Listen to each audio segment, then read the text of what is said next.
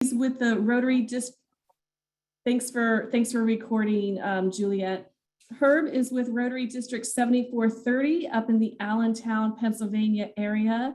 He is our neighbor here in Pennsylvania, but Herb has been doing Rotary membership research and Rotary membership strategy and best practices, not only in our district, but in our zone and around the world. He has calls to action to share with us tonight. What I love about Herb, and you all got his bio, so I'm not going to read through Herb's bio, but what I will tell you is that he's not just going to talk about ideas and he's not going to be easy on us and say what we might consider doing.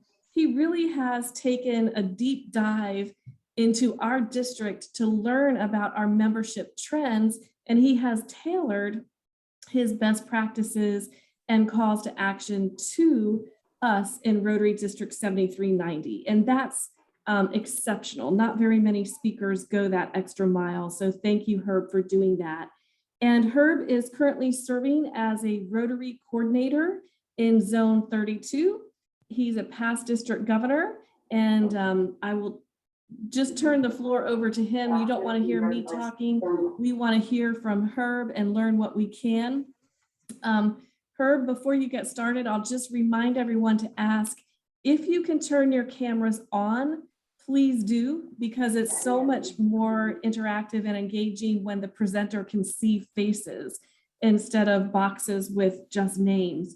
And also, when you do that, if you don't mind to please mute your audio just to avoid any background noises. Thank you to District Governor Greg Staub for continuing the district development training sessions in District 7390. And thank you to past District Governor John Anthony, who I see on the call, for starting this programming last year. Happy to see it continue. All right, Herb, turning it over to you. Thank you so much for joining us tonight. We are in your hands. All right, well, thank you very much, Una. It's a pleasure to be with my next door neighbor district. Obviously, we are just to your east. And what I want to do today is I want to talk to you about some work that we've been doing over the past several years on why clubs grow. Okay, now I am an engineer by training. That's my background. And so I am always looking at, as Una indicated, I'm looking at data. And I'm going to try to understand from data why clubs grow and why and so with that, I'm going to share my screen. And let's see here. There we go. And let's start it. Okay. So, so what I want to cover today, I want to talk about two topics. The first topic is what we're going to call a data-driven diagnostic. Okay, so this is understanding your history to help understand what's the most important problem that needs to be solved to help grow your club. Okay, now I can't give you information on your individual clubs tonight, although I wish I could, but your district membership chair can, well, or I can as well after the meeting, if you're interested in learning more about what I'm about to talk about with this diagnostic. What I did was I looked at it as a district. So I looked at your district to try to understand what were some of the trends. But what's really valuable is what's actually happening in your club. And then the second half of my talk is going to be about proven actions to grow membership in your club. And this is based on a study that we've done across the two zones. So let me explain what the zones are. We're zone 32. Zone 32 is the Northeast United States. So that goes from central Pennsylvania all the way up to Maine. And then Zone 28, which is our paired zone, includes all of Canada, Alaska, and Michigan.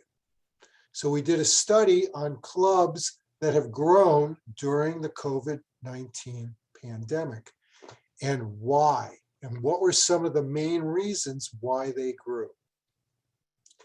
So let me get started. So let's get started with this data-driven diagnostic. Now, this was based on a study that was done by Zone 33. Zone 33 is immediately south of us. So they're mid-Atlantic, and they include Virginia, Delaware, Maryland, North and South Carolina. So they're immediately south of us.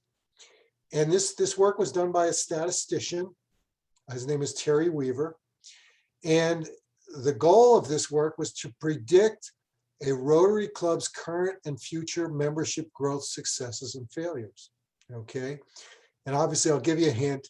He did have some findings, because if he didn't, we wouldn't be having this conversation. And it was based on 6 years of membership trends from 16 North American districts and about 850 Rotary clubs. So it was a pretty big group that he looked at. And what he found was that the likelihood of membership growth is not random. I'll repeat that. The likelihood of membership growth in a club is not random. Growing clubs tend to grow year after year with an 80% plus likelihood. Unfortunately, declining clubs tend to decline year after year with an 80% plus likelihood. And clubs holding their own can go either way. Okay, and we call that a fragile balance. But the key three words on this slide are on the bottom. It says, unless something changes. Okay, so if you're a president and you're doing basically the same thing that the president before you did, and you're in a declining club, chances are that trend is going to continue. So the something that usually changes is the leadership in the club. And there are turnaround stories. So I didn't say there was 100% likelihood. It's an 80% likelihood. So what we can share with you is your 3-year history in terms of what's been going on in your club. Now, I want to define a couple of terms here. So this will help with the next couple of slides that I want to go through. The first term I want to define is the average attraction rate. So the average attraction rate is the percent of new members joining a club. So if you had a 10% attraction rate and you had 50 members in your club, that means that you added 5 new members.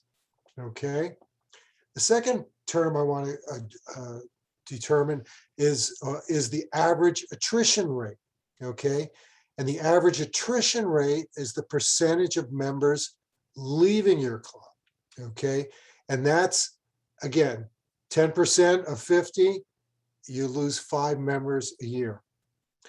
Now, Rotary International often talks about retention. Okay.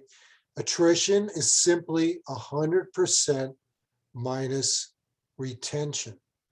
Now, I prefer to use the term attrition instead of retention.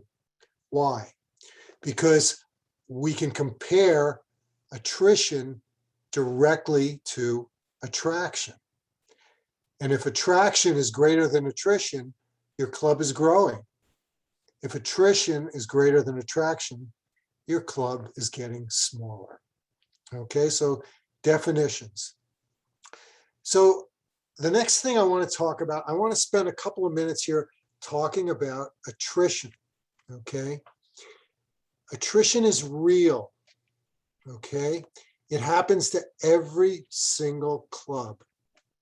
Right now, the Rotary average is 14% around the world.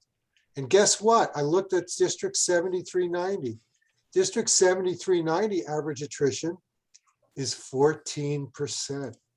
Okay, so you're right at the Rotary average. Okay, now we've looked at thousands of clubs in terms of what goes on with attrition.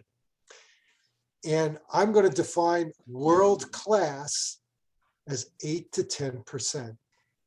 It's really hard to get your attrition, at least in the United States, less than 8 to 10%. So we like to call that the life happens, okay? Because life happens. Now, 4 to 5% of that are things that you have no control over, okay? That's like somebody moves away, or there's a death, or there's a health issue. Those things we can't do anything about. And about 4 to 5% are things like family issues, business issues, and people leave. So 8 to 10% is usually about as good as you can do. If you've got an attrition rate in your club greater than 15%, that needs attention. Okay, so I'm happy to say, I'm going to show you a slide in a couple of minutes on that, but you know, there aren't a whole lot of clubs in your district that have an attrition rate greater than 15%. So I'm happy to say that.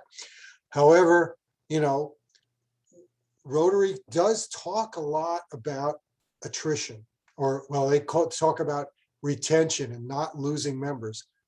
Well, it looks like, at least in your district, that could be worth 3 or 4%.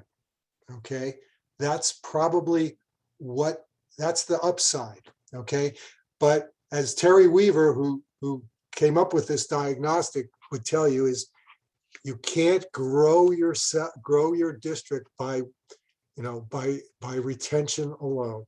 Okay, so let me go on to the next slide. So now what I want to do is I want to put attrition and attraction on a grid, okay? And we're going to say attraction versus attrition. And so on the y-axis here, I've got attraction rate, and on the x-axis, I have attrition rate, okay? And I've broken it down into 4 quadrants, and I used 14% because that seems to be the average. So I put that as my arbitrary splitting point here. And in your district, all right, so if you've got high attraction, low attrition, in other words, your attraction is greater than 14, your attrition is less than 14,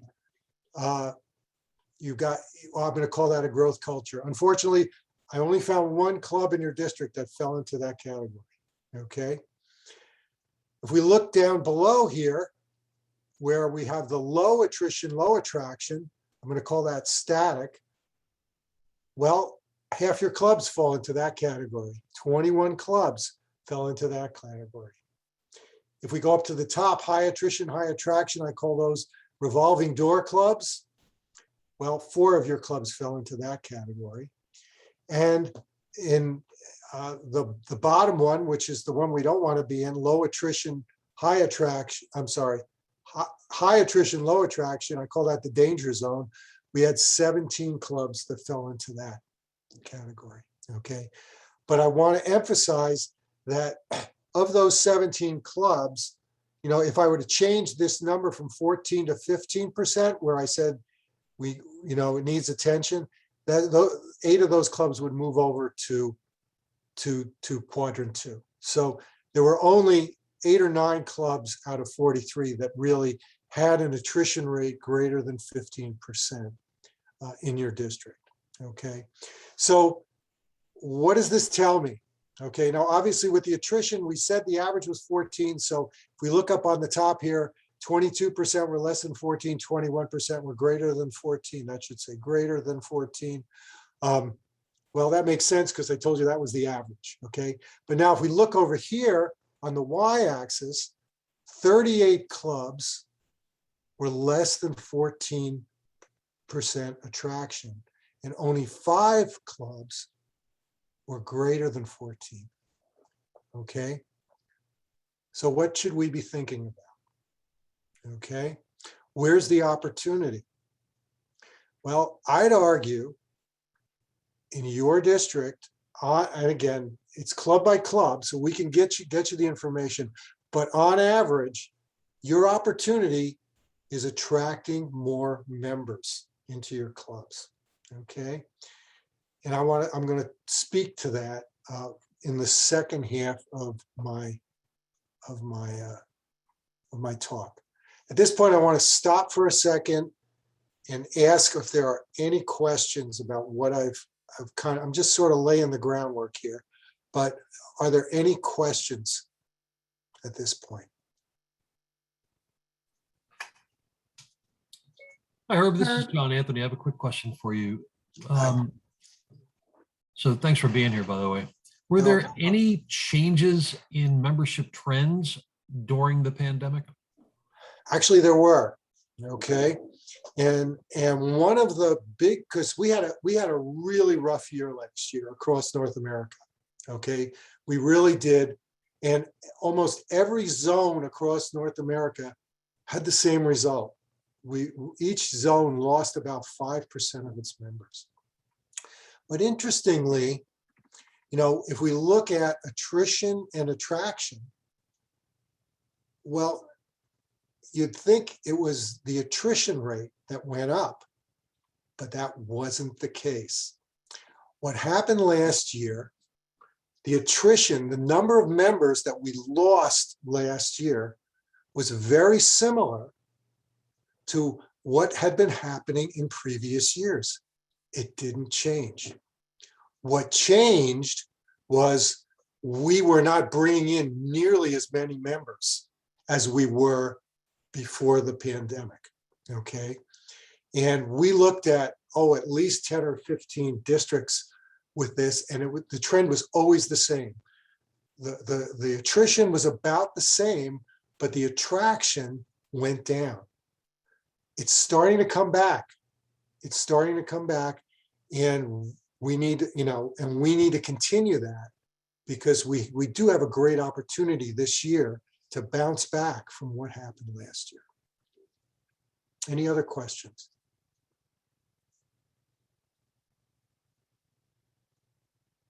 Okay, then I'm going to continue.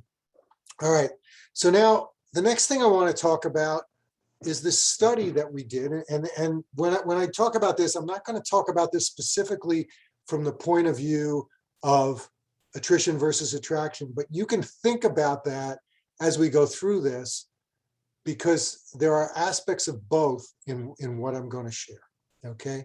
And this is a study we did on clubs that have grown significantly during the COVID-19 pandemic, okay? What we always find when we look across a large number of clubs, it isn't like every single club is declining. That's not true, okay?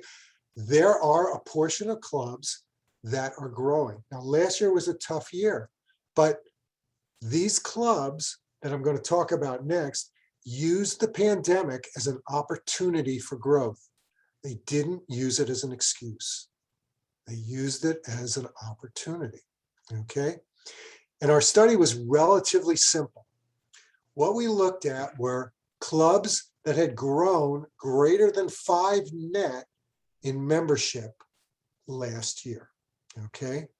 So that's all we were looking for. Is membership's easy to measure, okay? And it's a great outcome, because if you see growth in membership, you almost always see growth in every other aspect of Rotary. We want to, whether it's service, fellowship, networking, when we solve, when membership happens, all these other things happen as well, okay? So 5 net growth in membership. And what we did was we sent out an 11-question survey to the past presidents of these clubs. So we asked the past presidents, why did you grow? Why do you think you grew? And we got there were about 95 or 90 to 95 clubs that we surveyed, and 55 of them responded. We had a 60% response rate to the survey, which, as you know, if you do a survey, that's a very good response rate.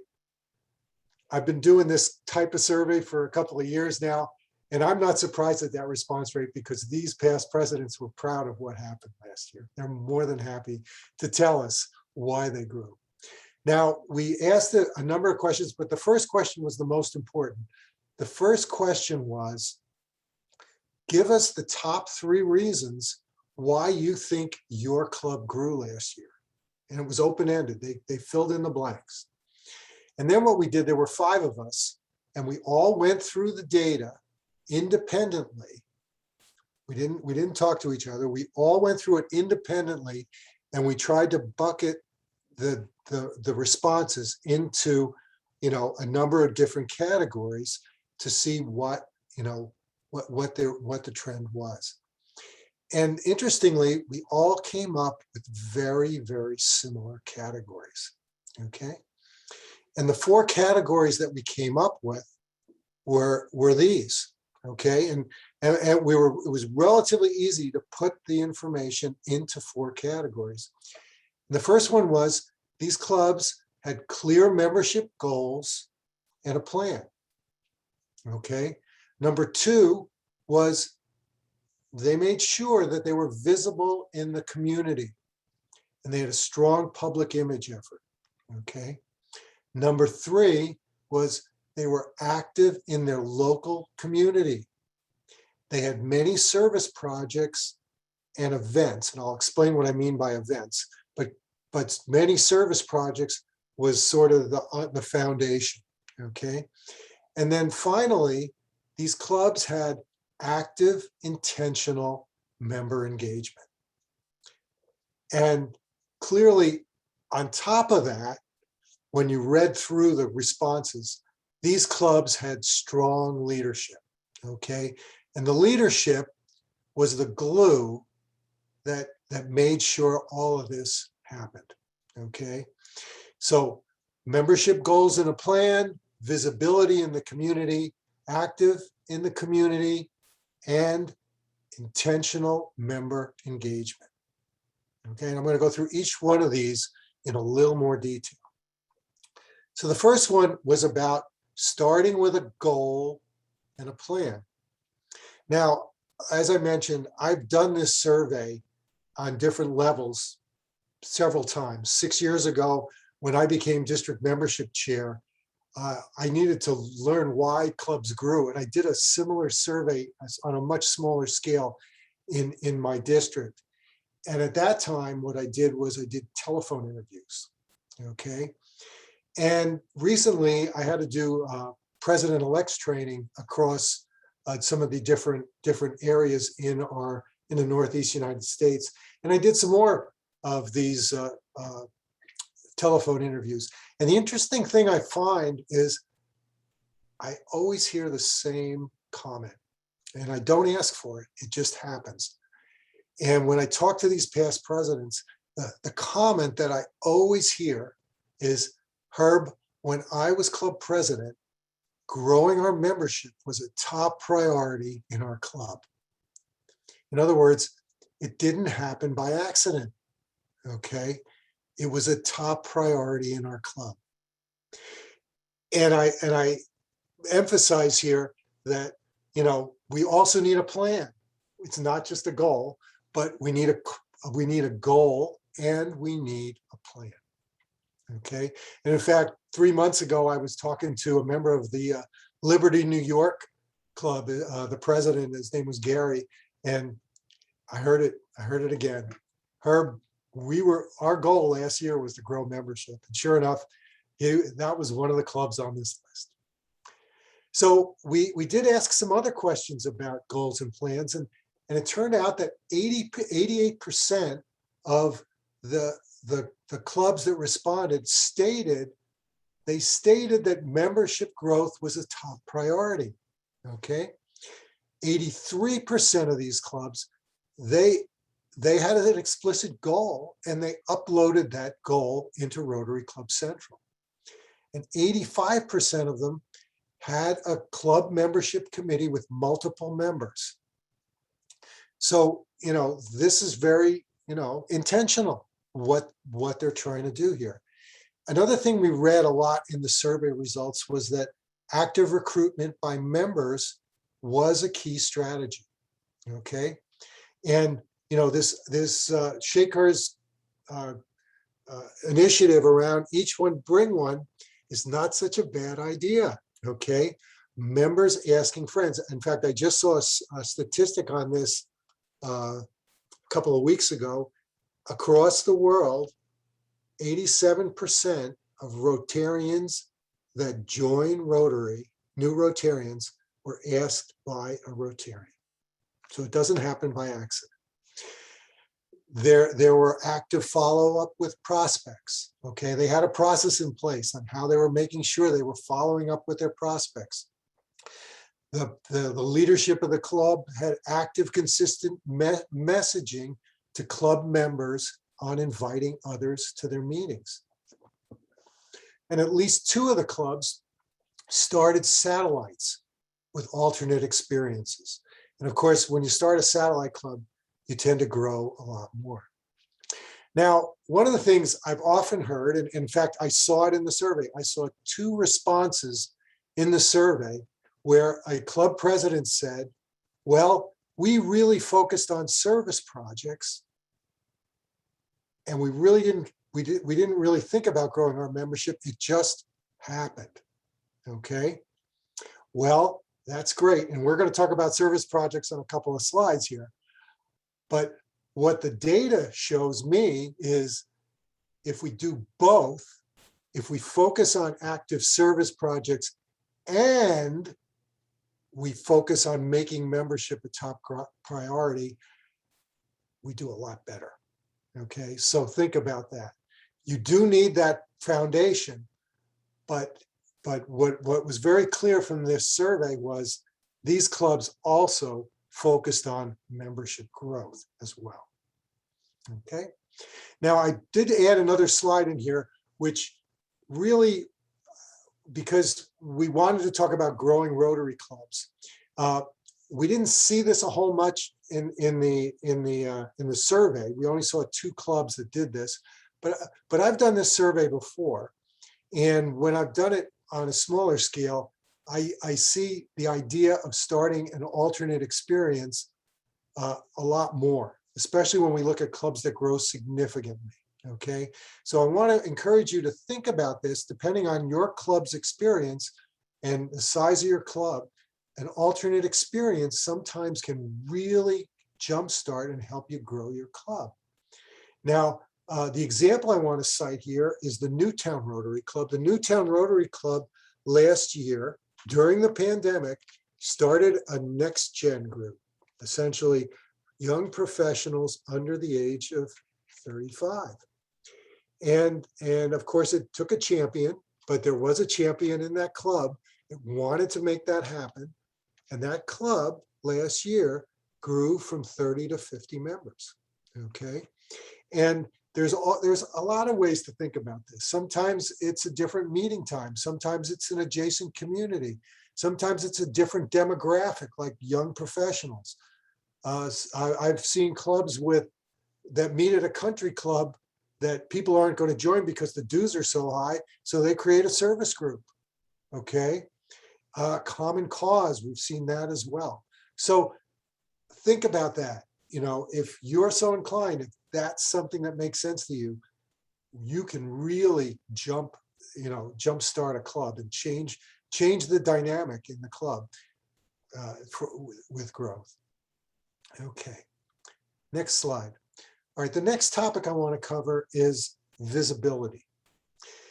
And we saw this over and over again too. Strong public image. Your club needs to be seen as a positive doer in the community. Now, one of the things we saw when they were talking about visibility, probably about 80% of the responses talked about social media and active use of social media. But there were about 20% that talked about other venues for improving public image, either through newspaper or the local news or billboards or different things, whatever made sense for their community. But again, by far the primary reason that we saw was social media. Now I'm going to tell you a little story about the Percy Rotary Club. Now, the Percy Rotary Club, this is a club in my district, and they had 12 members. Now, this club was a small, I like to call them a small but mighty club. They did amazing things in their community, and they had 12 very dedicated members, but there were only 12 of them. And what they did was they got involved with, they partnered with a local Facebook group that put out information about service projects that were happening in their community. And I can't remember the name of it, but they Was it partnered. WhatsApp? Not WhatsApp, Meetup? No, it wasn't Meetup. It was something very specific to the Percy community. Okay. Gotcha. So it was a Facebook group very specific to the Facebook community. I'm sorry, to the Percy community. And people started showing up at their events that they had never seen before. And these people started joining their club. And I remember I was talking to Hank about 6 months ago, and Hank says, and these people had different skills than we had. And and one of them was really, really good with social media. So now they've got a really good social media presence.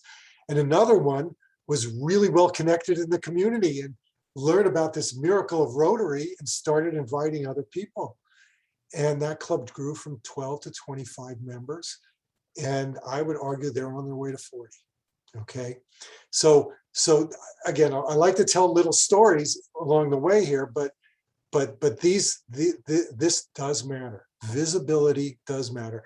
Now, I've been involved with starting 4 new Rotary clubs in our district, and I can tell you, without social media, none of those clubs would have ever started.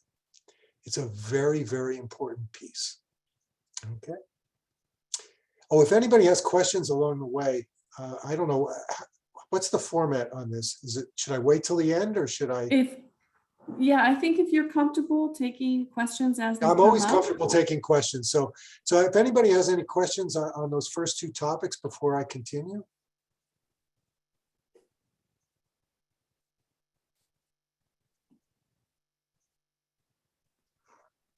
Okay, hearing none, I will continue, but you can come back.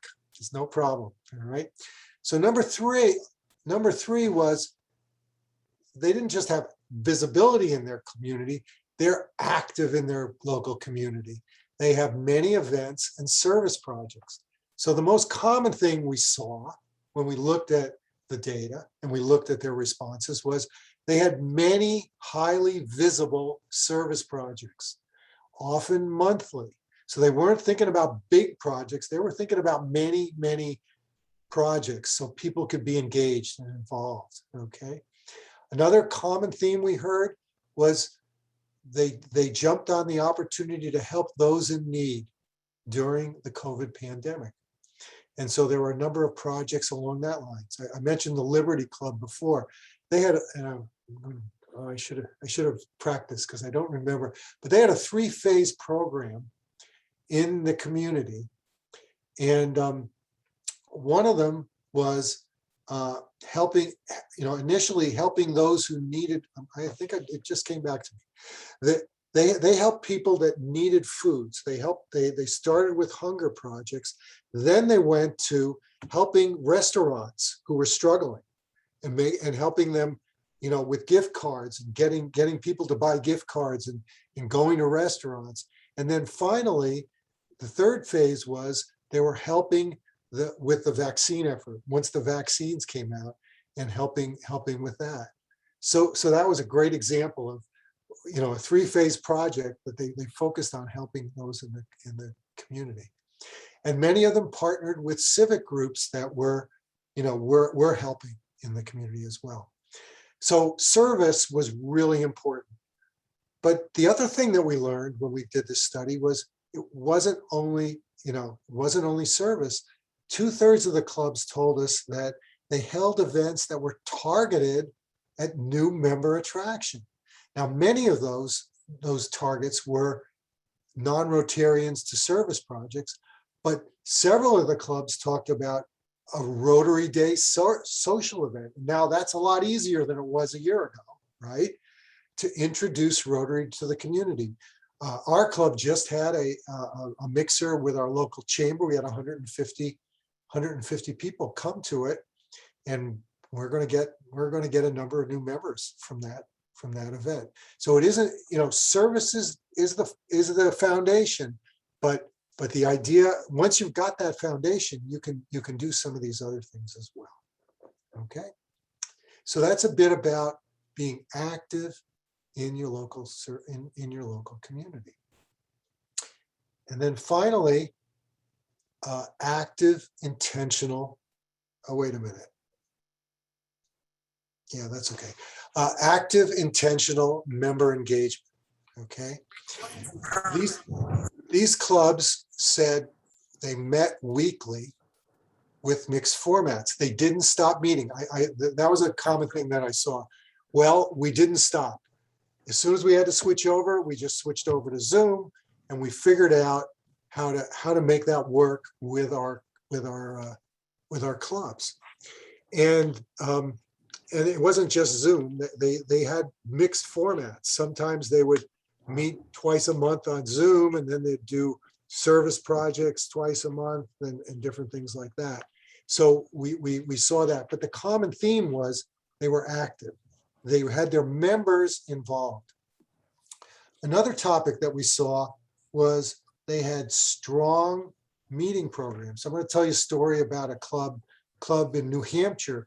The Bob, who I interviewed, was the Bristol Rotary Club in New Hampshire. Now, this is an interesting story. Bob was a Rotarian for over 30 years. And Bob was originally in the New York, the Hudson Valley area. So he had been involved in the New York district for many, many years. But when he retired, he moved to Bristol, New Hampshire. And he had two interesting experiences during his time in New York. One of them was he was very actively involved with youth exchange. Okay. And the other was he was a member of a club that folded. He was a member of a club that folded. So here he was at the Bristol Rotary Club. Now, the Bristol Rotary Club had about 15 members the year before the pandemic. And 3 key members of that club quit, or they didn't quit. Life happened, and they couldn't continue as members anymore. So the club was down to 10 members.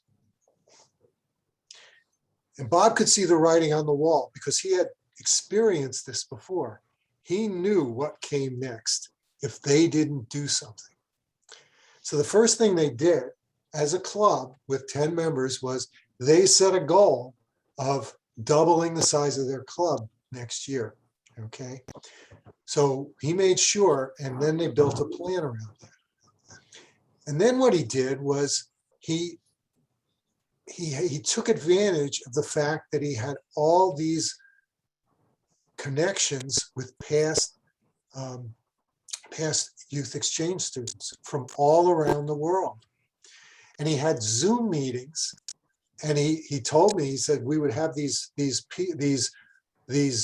now many of them Rotarians on their Zoom calls talking to the membership about how Rotary had changed their lives. Okay. And then what he did was, which I thought was incredibly, what the club did was incredibly smart.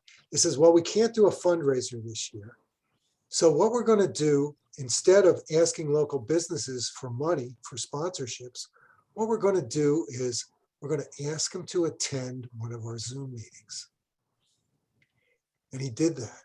And they succeeded. They achieved their goal.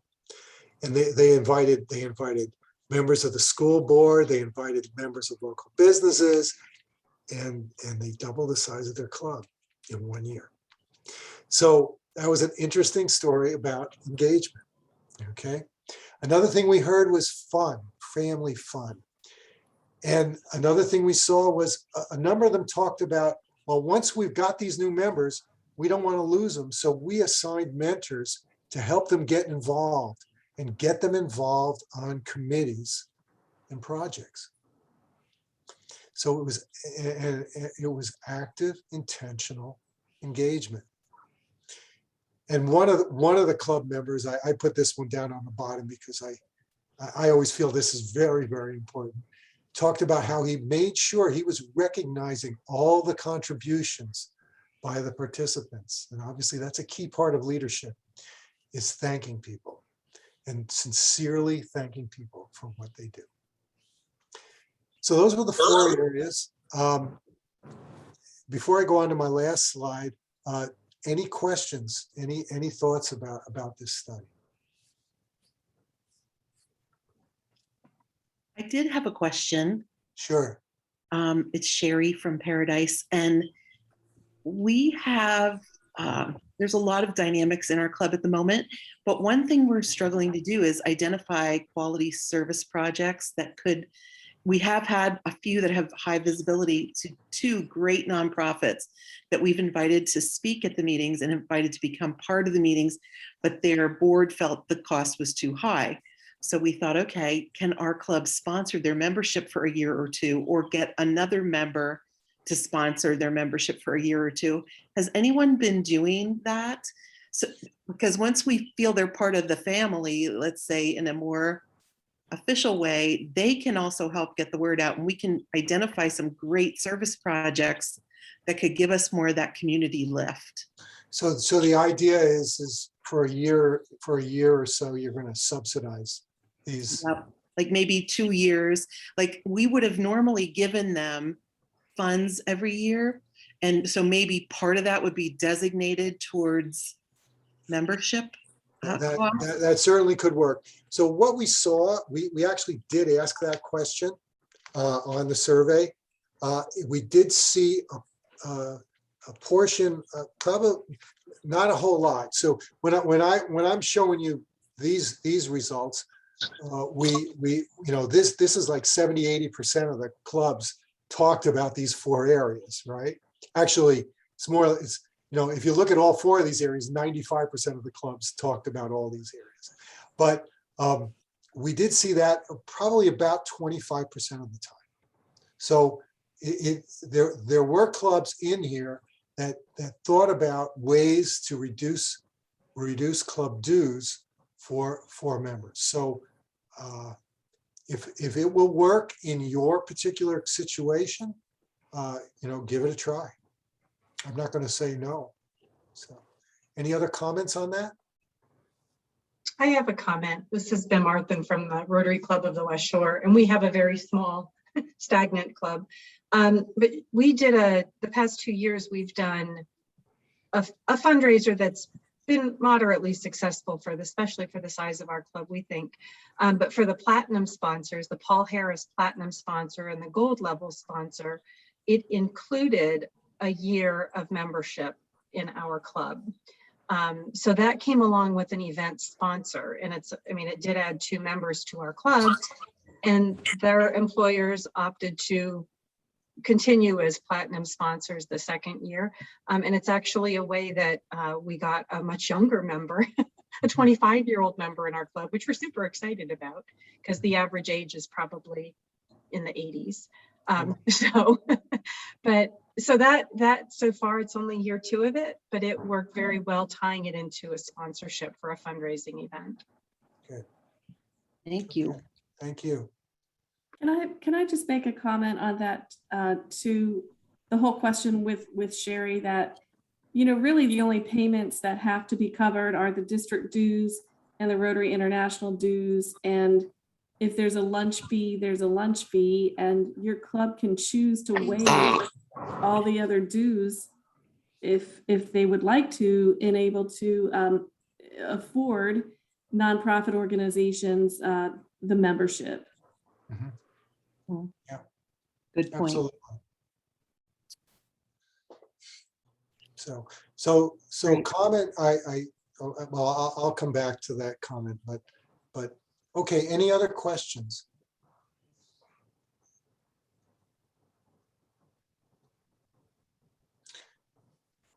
So Bim, I have to comment on this because you said something that just struck something in my head about something that just happened to me this past weekend. This past weekend, I was at a foundation seminar with our district, and at lunchtime I was sitting down with two younger Rotarians, and one of them was a member of this Next Gen Club that I just mentioned about Newtown. But another one was a member of another club that was extremely traditional. And he wanted to start, a Next Gen Club, and he wasn't sure whether or not they would let him. And I said, look, you've got 3 of these Next Gen Clubs all around you in literally in the same county, right within like 10 miles of where you are.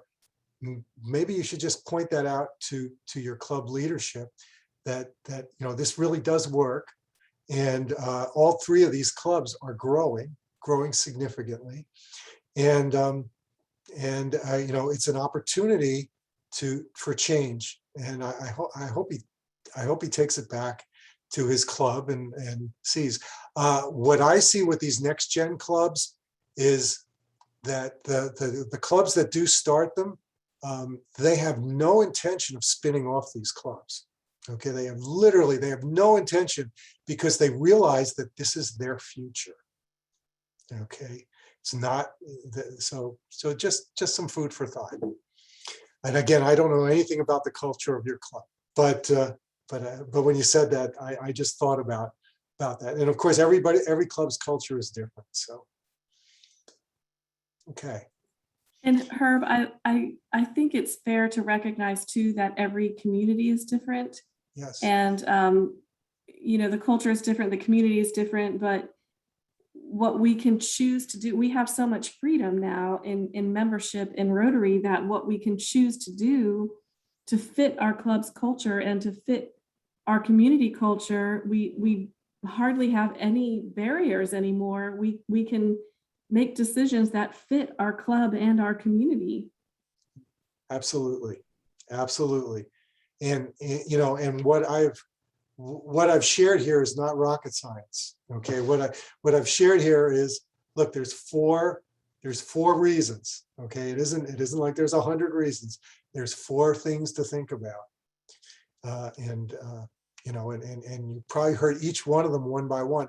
But this is evidence-based. This is not based on, these aren't my ideas. These are things that actually happened with these clubs. All right, let me go on to one more topic. And this topic is about club meeting format.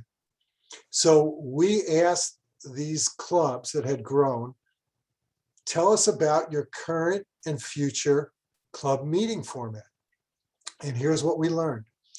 We learned that currently over 80% of these clubs have some sort of virtual component to their meeting.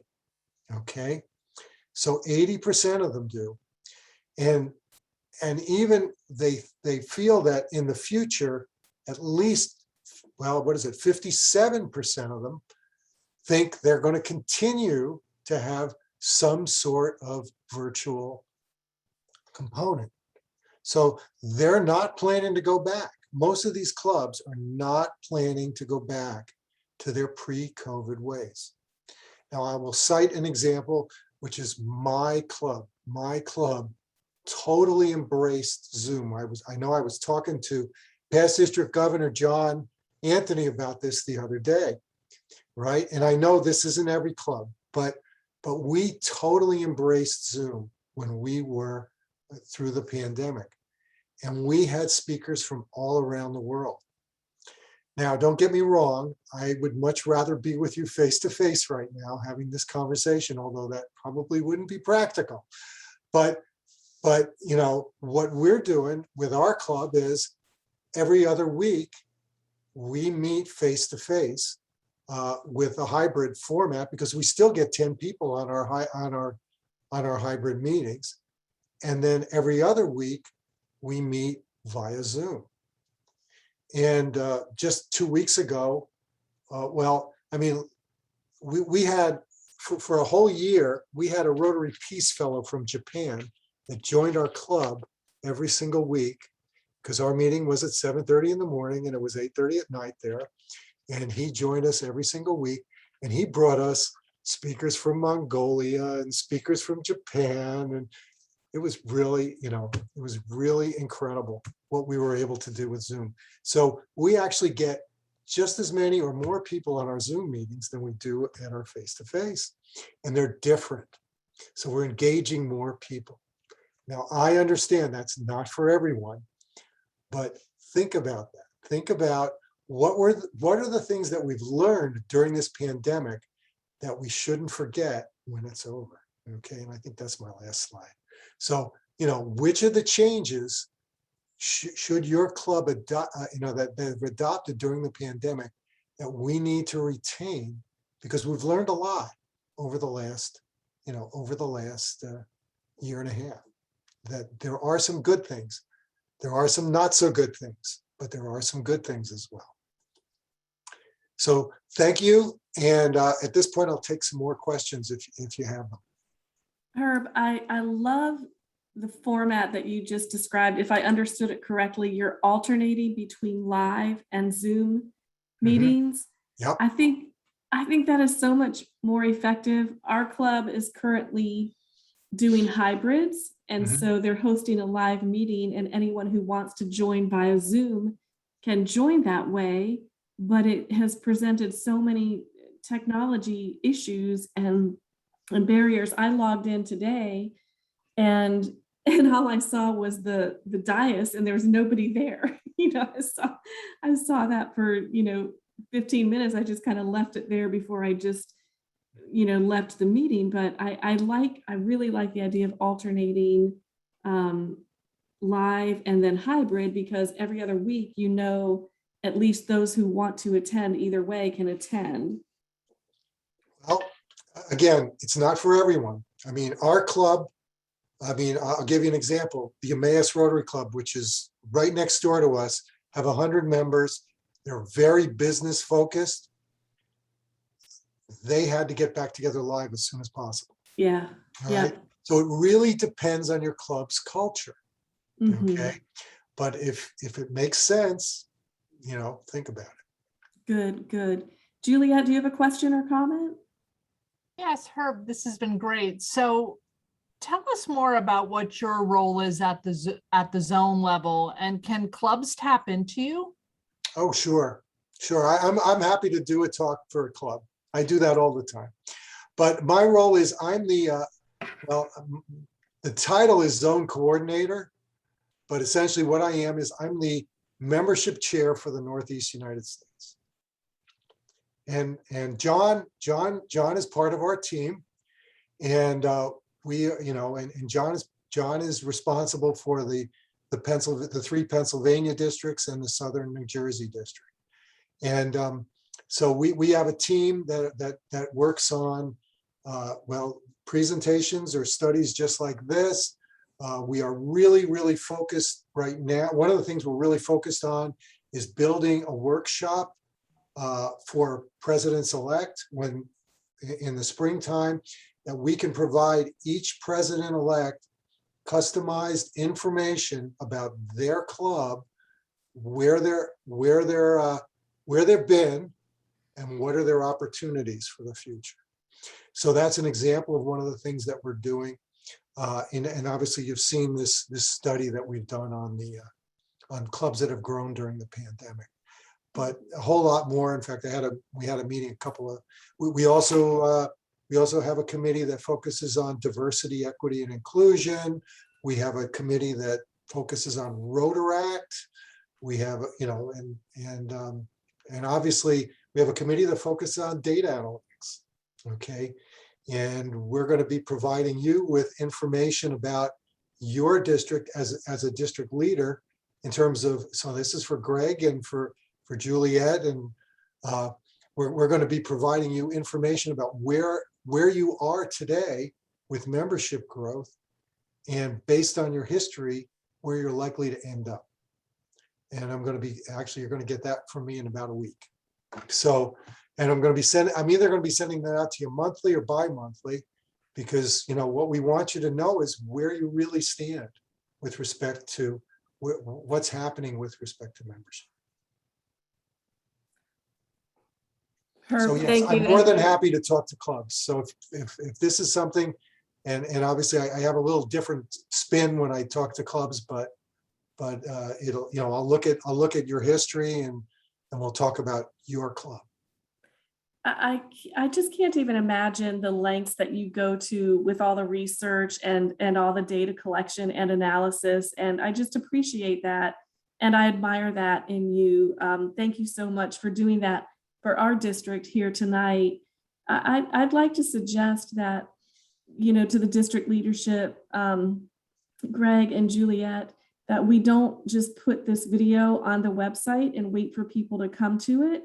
I would suggest that we push the video of this session out to all of the clubs in a link after it's posted to the district website, and let people know that this information is available. It was eye-opening information. I learned something from your program, and I think everyone who would take the time to watch it for 45 or 50 minutes would also learn something. I definitely think we should push it out instead of waiting for people to come find it. Greg, any final thoughts for Herb, or any final thoughts on the topic?